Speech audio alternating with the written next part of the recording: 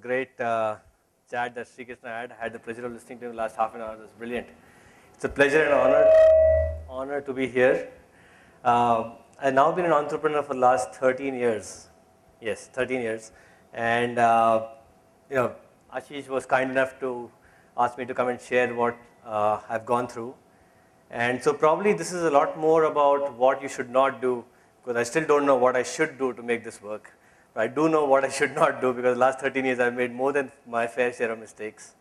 So what I thought I'll do is I'll just run you through how the journey has been so far, and maybe at wherever relevant, at least from my perspective, abstract out what are the key learnings that I had. And then, of course, feel free to jump in or do a Q&A at the end, or whichever way you want to do it. Yeah? Thanks again for your time. So I started in 1998. I joined Wipro after campus. One of my good friend Nishit is here. We were together in the regional office. And he was then also co-founder of the first venture that I had. 3 years in Wipro. After the second year, I was pretty sure need to do something on my own. Don't know why, just something inside you that tells you that you want to do something on your own. I quit and started a company called Learn at Home, which was as non-scalable and as non-whatever able as can be. We used to have people, and I used to be the first person, as the only person, go to people's home and train them on computers. I used to teach them how to use PowerPoint, Excel, Word, Internet. Back in 1998, dialing into an Internet connection required training. So you had to actually tell people how to start a dial-up and then how do you connect. So there was money to be made, a little bit, but there was money to be made. I remember when I quit Wipro, my boss, Maithili, asked me, so all this is fine, but what are you really going to do? And I said, no, I'm really going to do this. So then she asked Nishit, hey, find out where he's joining. No, he must be joining from Cisco or Infosys or somewhere else. So I think there was this huge sense of disbelief about that somebody's quitting to do something like this. Started as a 20K incentive, brought a home PC for 18, printed visiting cards. And the reason I started was Wipro said that we're going to sell a whole bunch of home PCs. And there was Acer Aspire home PCs back then. And they said they'll pay me $500 for every training that I do. That sounded good. And then they asked them the next good question, like, as a good businessman. I said, how many are you going to sell? And they said 200 a month or something of that sort. I did the maths, and that was, I think, more than I was getting paid in Wipro at that time. That seemed like a good deal. 200 PCs, $500 a PC, a lot of money. And within the first week, I went to Wipro. They said, very good, we'll call you as soon as we sell.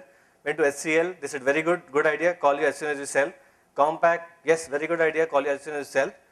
And after the first 3 days, I was sitting at my house in the afternoon, wondering what I'm doing. And my wife called me, one afternoon, she was in Wipro, she was my VC, because that's how our house was running. And she was very excited about this whole entrepreneurship thing and all that, and we had a pager at that time, so she messaged me saying, call. So she was very excited, saying, kar kya raha hai dophar mein? And I was actually taking a nap in the afternoon, because there was nothing to do. I had no customers. I had met all my partners who were willing to meet us. My ex-office colleagues were bored of meeting me, saying, okay, you started, but now what are you going to do? But anyway, that went, let me go back. That transformed into a remote tech support business called QSupport. And the learning that I had was that if the basic consumer need that you're meeting is widespread enough, and is fundamental enough, the model will evolve. Model will emerge. This was as non-scalable as it could be. What happened was after 6 months, I started getting emails from customers whom I had trained. So if I trained you, you would have paid me $1,000, but then you would write me an email saying, hey, I'm not able to print. And you would not call me because I would have charged you if I showed up at your house. So I used to respond over email. So then I went back to Wipro and said, look, I'll do a 200 rupee for the whole year, unlimited email support for all your customers all over the country. They liked the idea. My friend sitting in the US, Jitu, who's now a partner in Atlanta, he said, if you're going to do this for Indian customers and doing email, PC, all that, do it for US customers. You at least get paid in dollars instead of getting paid in rupees. And that's how QSupport got formed, where we said we will do remote tech support out of India, 24/7, back in 98, 99. We started with friends and family. Nishit, of course, was one of the first early co-founders. All of us kind of put this whole thing together. 24/7 tech support in 1999, we had a B2C model. We flipped that to a B2B model because we couldn't get funded. In hindsight, maybe that was the first mistake we made. Had got VC funding, got to 100 people. In hindsight, we were undercapitalized. In hindsight, also, I gave up too soon. Undercapitalized because we started with a B2C model which fundamentally did not require capital. It required a bunch of geeks sitting in a place and just responding to people who have a question. Moment you move to a B2B model and we are suddenly pitching to Microsoft of the world and Complex of the world, they want to come here and see a big office. They want to see a Seattle here. They want to see a Dallas here. And suddenly your capital requirement changed. So our DNA also was a very B2C DNA. To move from a B2C DNA to a B2B DNA was a huge shift. To the credit of the team, we shifted. Everybody just turned. It's almost like a 180-degree shift, we shifted. But I still remember the business plan that we were discussing with our VCs still had at a template level number of queries and not number of seats. And my VC kept pestering me saying, why are you doing number of seats? Because that's what is the relevant metric. And we are just too DNA focused into B2C. In hindsight, again, I think the only thing that was missing or what went wrong was that we gave up too soon. I gave up too soon, which was the biggest mistake I made in my life. We had a lot of customers. We had a great team. We had a great knowledge base. We had all those nice tick marks. We were covered in ET, all kinds of media, all of that stuff. And you also realize that a lot of these are very ephemeral. Stuff happens, and people move on after a month. So if you're on the front page of Fortune, congratulations. But hey, that's not your business. That's not why you're here. Right? Feel good. Your family feels nice. Your in-laws feel good that they've got their daughter married to a nice boy. And that's about it. Okay, that's about it. Nothing else matters. People forget. So what is important is, does this business make sense? We had an office in New Jersey. That's the picture of our office in New Jersey. Here we had a small room. We had a bunch of people, all of that stuff. But so two things, right? Like I said, this capitalization in hindsight was at that time when it was an extremely intense experience to actually go through a startup and then have it not work, and which I think connects to the point that Sri Krishna mentioned or the question that came up of failure. I think as a group, typically we are not prepared for failure. All of us have gone through reasonably good educational experiences, reasonably good work experiences, pretty much have been good at whatever we've decided to do. If you've not been good at it, very often it's because you said it's not worth my effort, not because you tried and failed. And that learned idea. Also, now that I look back at it sometimes, and a lot of people remind me about what we had started a long time ago as they see a lot of successful businesses in this space now. The original B2C model was probably made, we should have stuck with it. One other thing that I'll outline to you. Do you know some of the big companies that started with educating people on computers today? Educom trained school teachers on computers and school kids. Everon, back in 1996, 98. So if, in hindsight, if you had just stayed with computer education, not even online tech support, all of that, there's a whole, so the point is that if you figured out and you nailed in on an opportunity that you are convinced about, and typically if you zeroed in on it, it's gone through a lot of churn. You've spoken to people, all that stuff. There is some merit in staying with it. There's of course a merit in changing plans, which is my next venture that I talk about it. And to just confuse the hell out of you for what I did for the next 8 years. But there is some merit in staying focused on this. So tried my hand at a job after Q support. It was a fairly intense experience. I thought I'll do a job, take a break. It was great, first 3 months, no board meetings, no payroll, no nothing. Just go to work, do something, come back at 6, go play tennis, do whatever. Don't need to worry about any investors and all of that. But within 3 months, it didn't work. In 3 months, so I moved, I sold my house, sold my car, went to the Bay Area, bought a car, bought furniture in the house. In 9 months, we were back here. Only because I could not do a job. And my wife is still with me. I mean, she agreed to move and move back in spite of all this. So, so we started, when we came back, a lot of people asked me, so would you do another tech support BPO? Because that's where your background is. And somehow that was not what I was thinking of doing. Ended up following my heart, as he mentioned, of doing something in sports. So 2003, we ended up starting Sports Village, which was a place in HSR layout. That's the three of us, 3 idiots who started out. So we had this ground in HSR layout. You see some of the aerial pictures. We essentially wanted kids to play. And we thought parents want the kids to play, kids want to play, they'll pay some money, and therefore, we'll make a lot of money. Excel sheets always show you a lot of money. So that, we didn't have the money, so we took money from friends and family. We went out and told people, give us a lakh, we'll give you some equity, and that's it, with some 20, 30 people. And the thought was that we will have a sports village in every zip code in the country.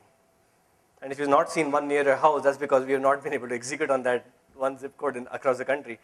Because of whatever reason, it became a real estate play. It became, we thought we'll partner with real estate guys, builders, government, have a bunch of places.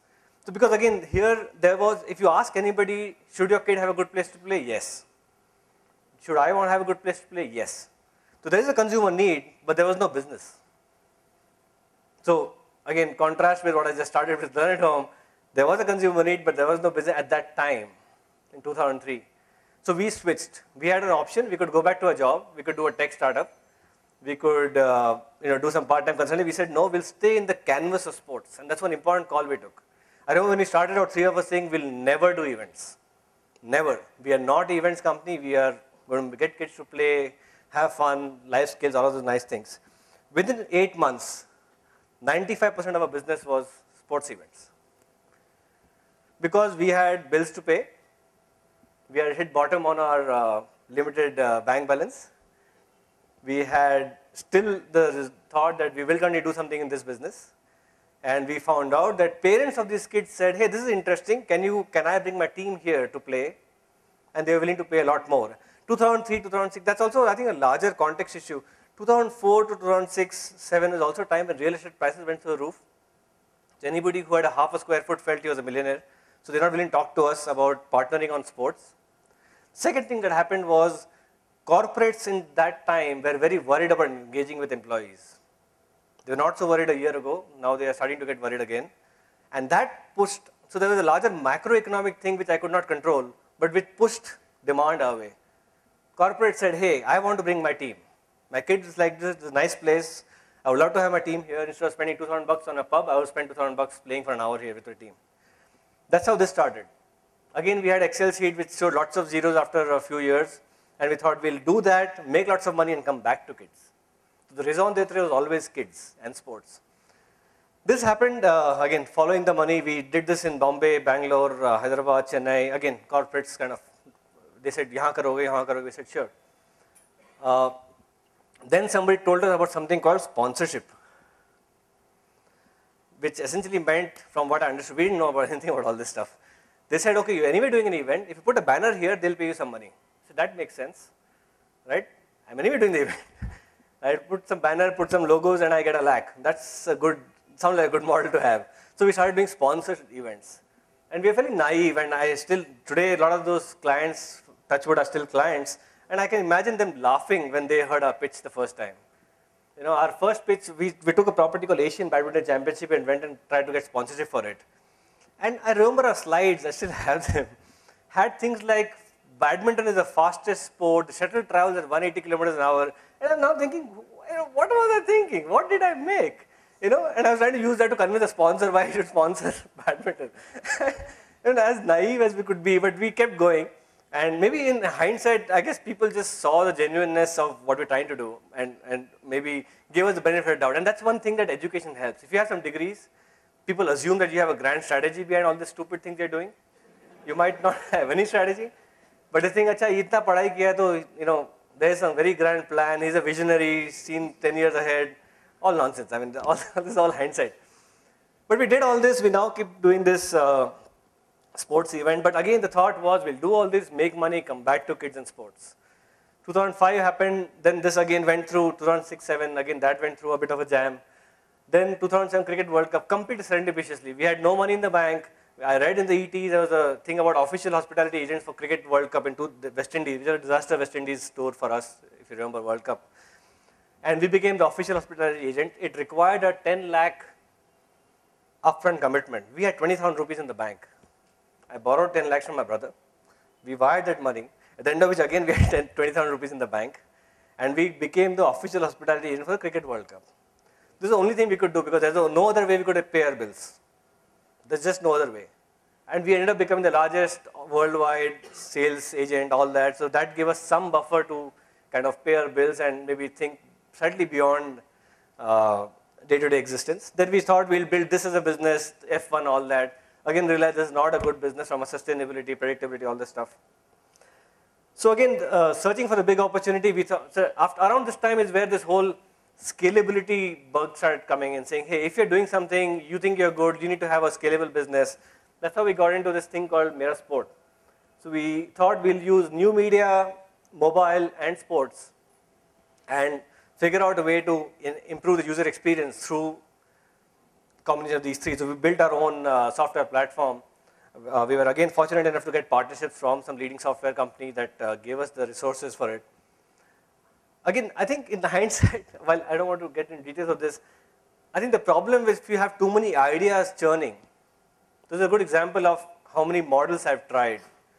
And maybe in some cases gave up too soon, in some cases gave up too late. If you have too many ideas churning and none of them is actually latching into a market need, you need to be very clear at what point you want to say, hey, stay with it or change. Stay with it or change. Now, I'll talk about what has worked now and maybe confuse you some more because I'm also learning as I'm going.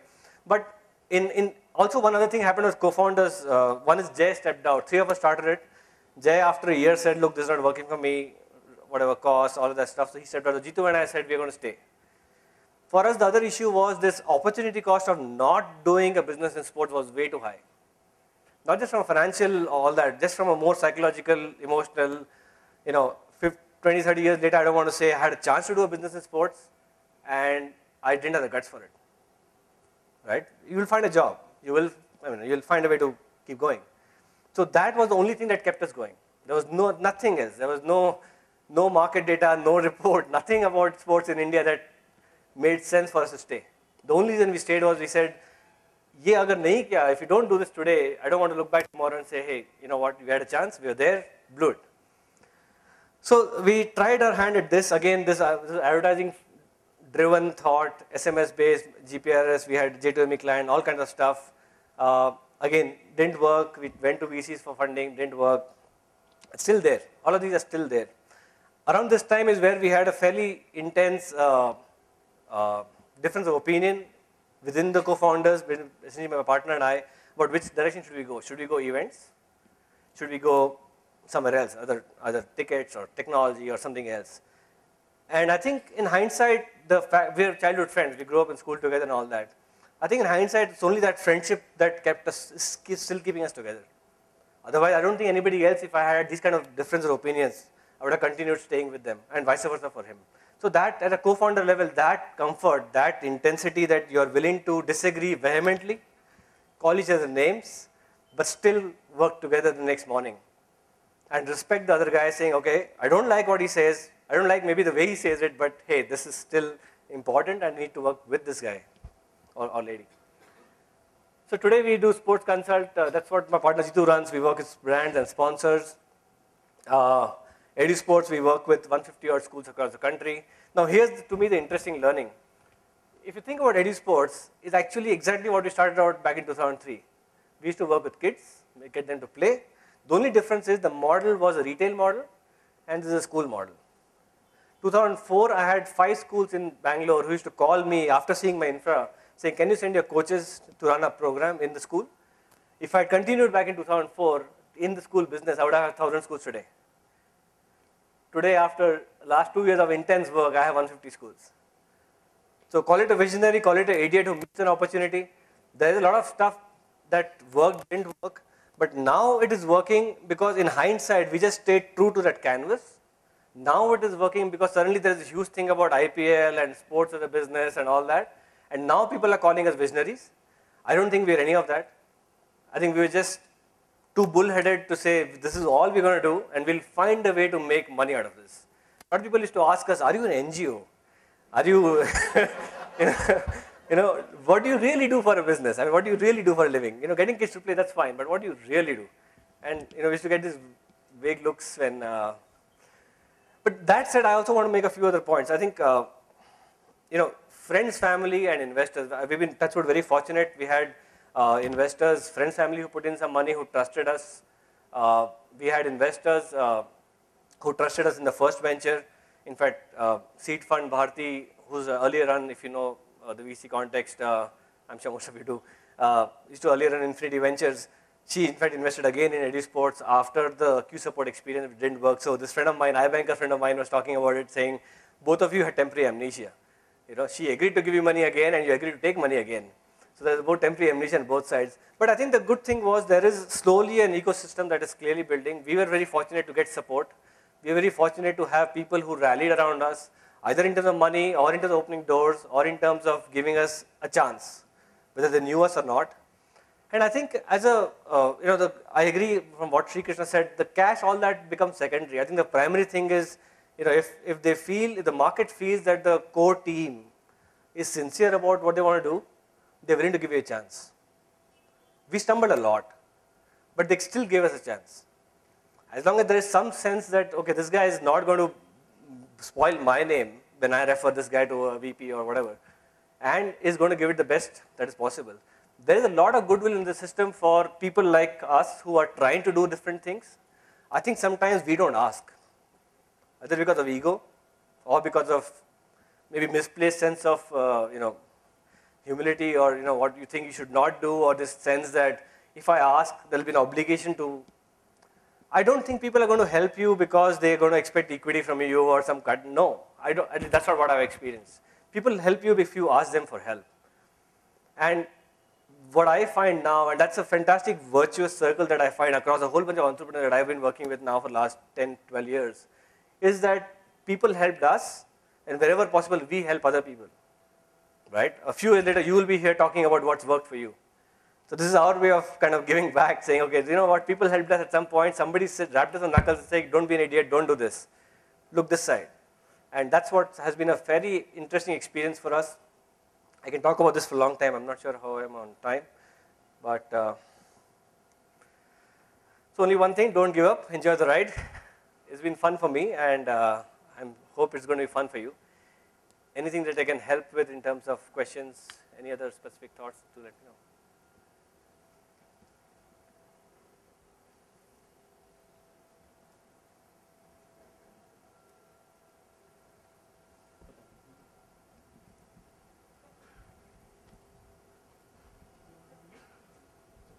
All the experience that you've had, I'm sure when you look back in hindsight, some you might have got right. And would you want to, sort of distill into, 2 or 3 things that probably are good indicators to look at when you're looking at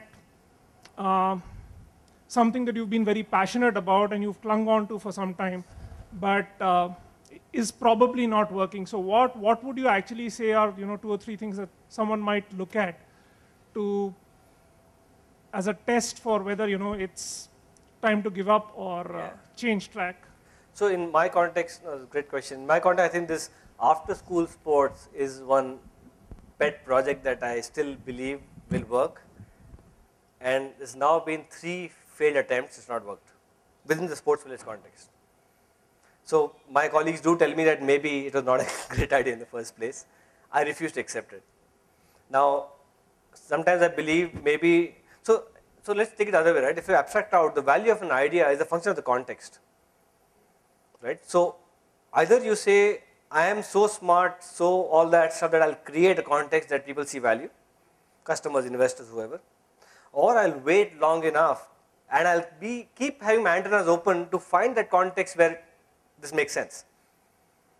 So if I take EduSports, finally our context, if I remove it from the after-school infra-based business to kids need to play, parents want their kids to play as a simple consumer need. That mistake I should have done in hindsight back in 2004. We stayed with kids and infra. So it's a question of what is your idea? Where do you lock into your idea? Is the idea only, is the consumer need this or consumer needs space? We assumed it's a space, whereas actually in hindsight. Now, maybe a year later, I might find that this infra-based works. So to me, you need, the way I would approach it is that if I have the resources to sustain myself, and if I believe that this idea makes sense, and that second statement is a very tricky statement. Only you will believe it. Very often you will find everybody else dropping off, and you're the only one standing who says, no, this still makes sense. Right? And at that point, what do you do? So in our case, what has happened is we had the resources, either by doing all kind of events and all that to pay our bills, the financial stamina as I call it, and the more important piece is the stamina here. Do you think, this whole opportunity cost argument is a killer argument for especially this kind of a crowd. It just kills the whole discussion. So the faster, one big call I took was a few years ago, especially when we started Sports Village, was to just stop benchmarking myself with my batchmates. But it just kills your whole, you start having this delta so big that, you lose perspective of why you did this in the first place. There'll always be somebody who's earning more than you, even if you're in a job for that matter, right? That doesn't mean you keep changing a job every time you find somebody who earns twice as you. So so I'm not sure if I answered your question. What I have done is, we've tried to get stuff out to the market and get consumers to react. I have been accused by my partner of reacting too quickly, that we should wait. We should not change too quickly. I don't know right or wrong. I think that's where the personal context comes in. So there is in my view, especially as an entrepreneur, there is a business strategy piece and there is what I call a personal strategy piece. And your personal strategy very often dictates your business strategy. For example, if you're 45 and you want to retire in 2 years, guess what your business is going to be? If you're 25 and you have 20 more years in your mind at least, not in reality, in your mind, you're willing to play a very different risk games. I meet a lot of entrepreneurs who are around 40, 45 now, and I find a significant risk aversion. They want to be entrepreneurs, but they want to make sure it works. And I tell them, look, the rules of the game don't change because of the age you are or your background or your smartness. The rules of the game are the rules of the game. You have to try. You have to try 5 things. One of them will work. You have to stay smart, hardworking, all those nice things. And beyond the point, there is so much of the external context that you can't control. Beyond the point, call it luck, call it whatever, destiny, karma, whatever. There is a whole lot of that. Sorry, go ahead. Somil, my name is Divyesh Srivastava. So, if you were to, choose among 2 options, which one will you choose and why? A unique idea of business or a unique approach for the already existing idea of business?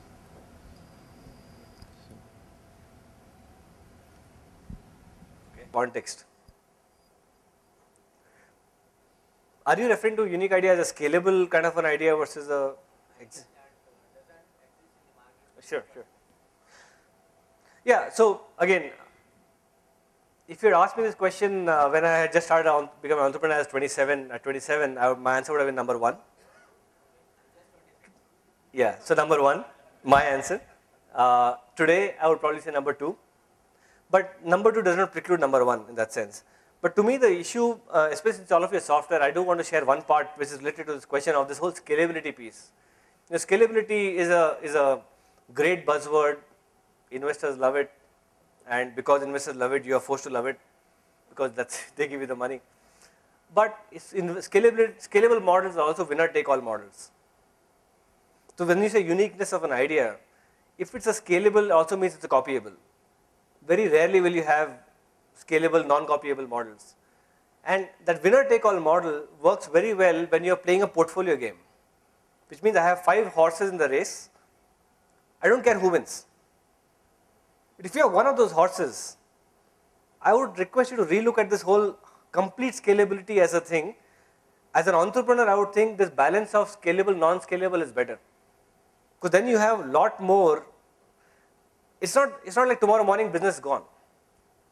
Right? If you have 100 individual clients, tomorrow morning it's not all 100 will walk away, unless you are an idiot. That might happen. But you might go 100 will become 90, 80. You'll have enough time, enough early warnings to kind of react and say, okay, now what do I do? But in a very typical scalable model, there is that risk as well. But depends on, so at your age, unique idea, give it all I've got, change the world. Thank you. So someone like you with a very good educational pedigree and married, so more responsibilities. How did you, convince people close to you that you're going to let go of a good-paying, cushy job that you would have landed, and no, I'm going to go out and I'm going to, try things again and again, and especially when you fail, that I failed, but again, I'm going to attempt to do something more. Move to California and then convince your wife to move back here and start new things. How did you go about doing that? First of all, I didn't give them an option. I think a couple of things. I've had chats with my dad about this. In my mind, I come from a lower middle class family, and in my mind, what our parents have done has giving us a platform in terms of education, opportunity, partly external as well. To me, the question is, how do I make the most of this platform? I can play the game the same way that my dad played, which is I do a job, nothing wrong with it. And today jobs are very well paying, as all of you know when you try to hire people. I can do that, or I can say, hey, I've got this fantastic platform, can I change the world? One, but more important, it's more internal. Can I pursue what I really want to do? Can I make a living out of something that I really believe in? And I had a chance. Our parents did not have a chance in most cases at least. Right? So to me, that's one context, and I've been very lucky that my immediate surrounding folks have been extremely supportive, in spite of fairly long gestation period. Delayed gratification is fine, but it's almost like never achieving gratification that is happening. But now things are, last 2 years have been extremely productive. So that's been one. The other thing is this always has a safety net, right? I mean, you can always, so it's a question of who you're answering. If my family were to ask me, I say, look, when I want a job, I'll get a job tomorrow morning. The fact that I'm never going to go for a job is a different issue. But I can tell somebody that if I want a job, I'll get a job, and I'll pretty much clear all my past sins in the next few years if I work in a reasonably decent job and I'm able to keep my job. The problem is also some of us are now unemployable. I mean, I don't think anybody will give us a job because they don't. I'm not sure if they will fit into context or not. But it's a very personal thing, and I think beyond a point it is not. I believe it's all about networks. So you have your own personal network and your business network, alumni network, entrepreneur network, and your network has to support. It's not only you. If your network doesn't support, you're finished. If your partner doesn't support, you're finished. I mean, there's a call between personal and your professional ambitions, and it gets extremely. I've seen a lot of people who go through it. It's not fun. But so I would rather check that first before jump into it. I should tell people that if you want to become an entrepreneur, marry a software engineer. It does help.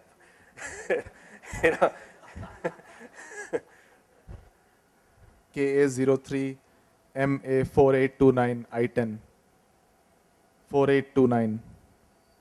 Well, did you have a background in sports, like were you involved with sports when you were young or something? Yeah, I was. Though I don't think that.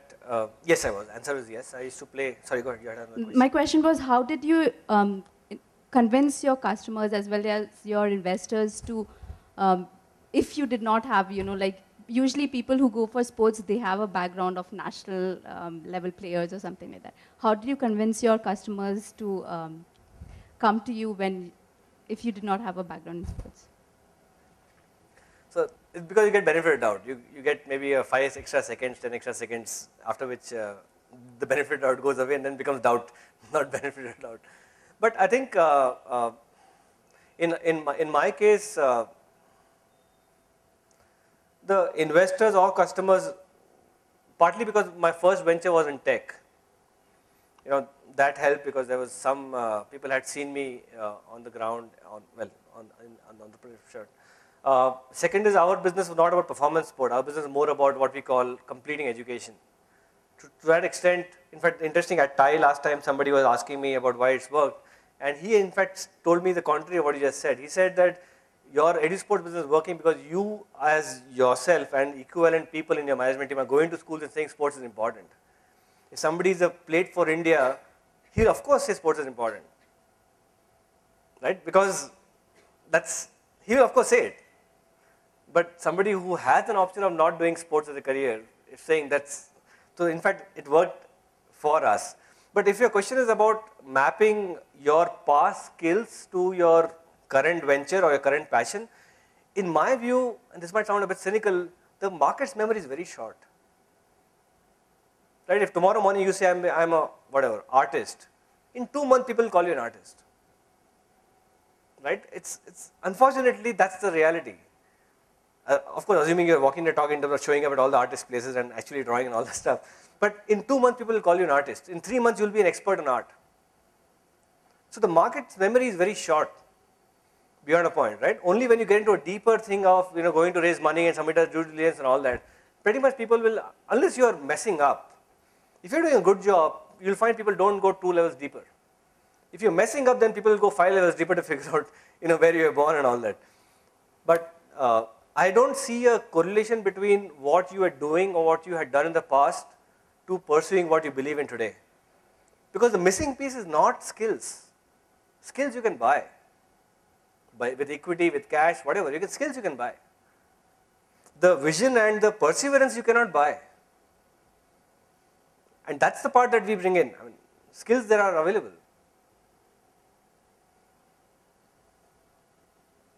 Encountered syndrome, I would say, why you, when we ask for customers for a first order. So they ask, do you have the skill? Do you have the knowledge? Do you know where you're located? Do you have this? An endless stream of questions. And I'm just coming out of 2 customer meetings yesterday. I mean, although I have enough fluff talk and English to answer them and fancy foils, and I have to lie through my teeth at times saying, what's your head count, what's your this? Okay, I'm probably speaking for a couple of others in the room as well. And we still get through it. The question is there a smarter way we can get through it so that we can sleep peacefully in the night? That's the first one. The second one is while you are pursuing a product or a services idea, while you're starting off, since probably just 3 months old in this whole affair, you're bombarded by many ideas where you see that this will be the next Google, this will be the next Android, this will be this. And every day, at least from my perspective, I have at least 3 or 4 ideas which I think will be a money cruncher where I'll be the next whatever, right? So how do you get through these kind of thoughts and really get fixed into one set of actions that will take you forward? Okay, let me try the first one first. So I have a slightly simplistic scale for value creation. So when you start a venture or you're about to start a venture, the only value is you standing up and saying this makes sense. You, team, whatever, there's a team which has an idea, which is committed to an idea, let's say, as against just some conversation over beer, you've kind of committed in whatever context, right? The next step of value creation is you have a product. And if the product works, the team doesn't matter. Correct? Next step of value is users, not customers, users. If you have users, your product slightly becomes less important. Airtel has some whatever n million users, whether they sell broadband, mobile, or I mean, you can play with the product then. And the team is irrelevant now. Right? Team, product, users, and then customers, which is people who are actually paying you for. So if you are here, you are at the complete, and you will find this as a typical scale that any investor will ask you about. They're trying to figure out where are you here. If you have customers, I don't think anybody's going to ask you about team. If you have no customers, no product, they're going to say, okay, who am I investing? There's some 5 people who are investing and tomorrow morning they'll go back to a job. What am I going to left with? So I think the same thing is happening in customers. And I, for the last 3 years, 2.5 years, have been trying to sell to schools. And it's challenging. One of the biggest entry barriers for our business is that you will not meet a school. See, I mean, you have to meet a customer to sell to a customer, right? You will not meet. That's the first. And in my mind, if you take this, it's a service business, you don't have a product. At least we didn't have a product. It's a service, right? So we are only going to meet a principal and waving our hand saying, imagine that we will come in and imagine that kids will play and imagine that a year later they're going to be healthier and fitter and imagine that parents are happy and now you pay me. Is all we're doing, right? Now, at that time, the only value you have is your team. Right, and your commitment to this cause. So what worked for us was, I remember, I think in the first 10 schools, it was just personal selling, as in it was personal credibility at stake. It didn't matter whether I called my company EduSport, C-Sport, it didn't matter what I called it. Customer was giving an order to Sawmill, and that's all it is. If you are not able to connect that personal credibility, the next step, I'm talking in a B2B context, okay? B2C is, I'm sure, very different. My context is very B2B. The next step is very, very difficult. So we actually have gone out and requested people to trust us. We said, give us 2 months, give us 3 months, give us 6 months, give it a shot. and then let's talk. And we have stumbled.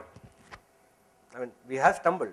And we've been very fortunate, touch wood, that a lot of our customers were willing to tolerate while we stumbled and said, Acha, do it this way, do it this way.